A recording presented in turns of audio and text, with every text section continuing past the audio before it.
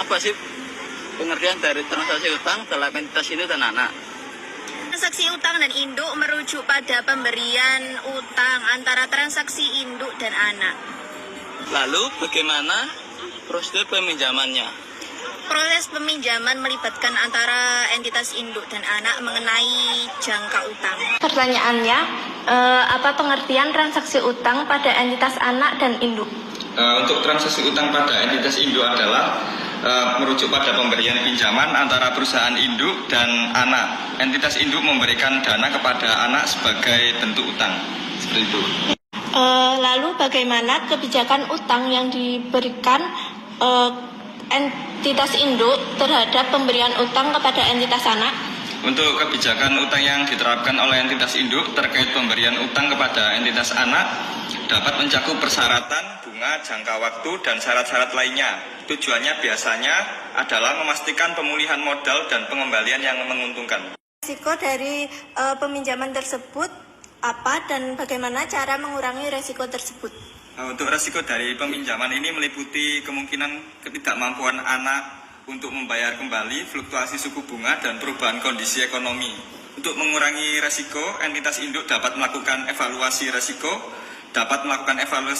menetapkan batasan utang yang wajar, dan mengawasi kinerja keuangan anak secara teratur. Apa itu pengertian dari transaksi utang pada entitas induk dan entitas anak?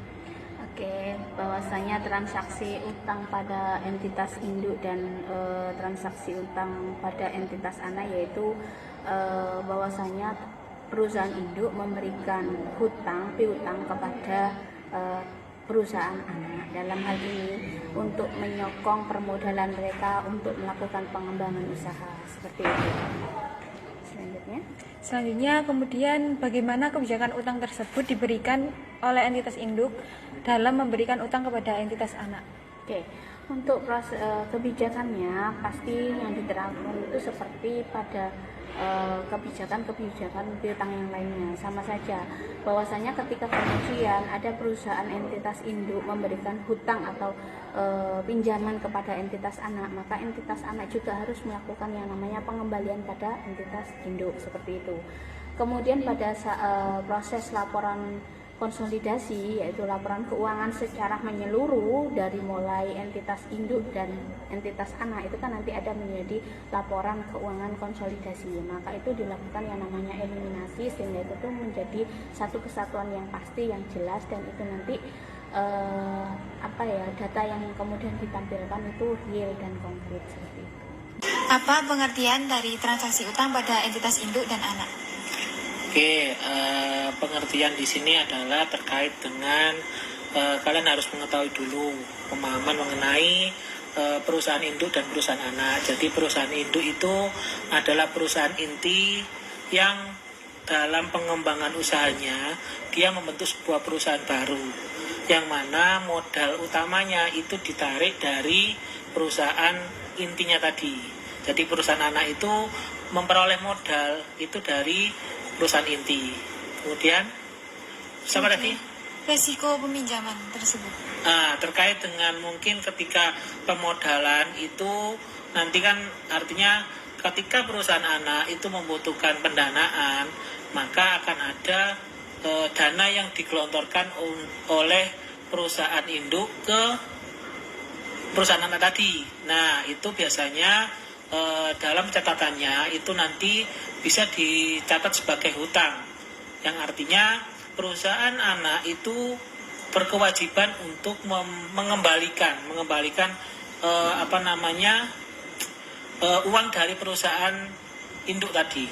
Jadi kalau misalkan apa resikonya, ya sebenarnya tidak ada resiko kalau terkait dengan kalau resikonya itu yang diterima adalah terkait oleh perusahaan induk tadi, karena dia harus mempertanggungjawabkan ke pemegang saham di perusahaan induk kenapa dia sampai melakukan peminjaman di perusahaan anaknya. Maksudnya perusahaan anaknya itu apakah ketika terjadi tidak bisa mengembalikan uang, maka dia itu perusahaan induk itu harus mempertanggungjawabkan ke pemegang saham yang lainnya.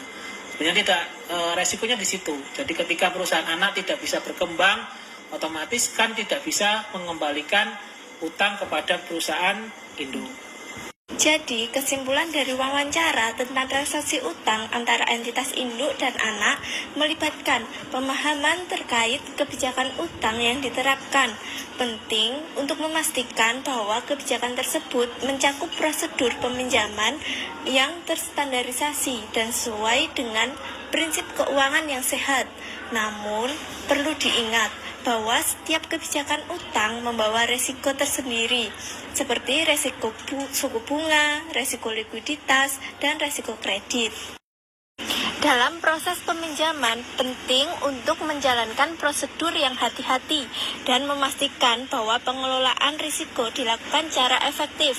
Transparansi dalam pelaporan keuangan terkait utang bersama dengan kepatuhan terhadap regulasi antara elemen kunci dalam meminimalkan risiko dan membangun kepercayaan pemangku kepentingan integrasi yang baik antara entitas induk dan anak dalam transaksi utang memerlukan keseimbangan antara pertumbuhan perusahaan dan pengelolaan risiko secara bijaksana.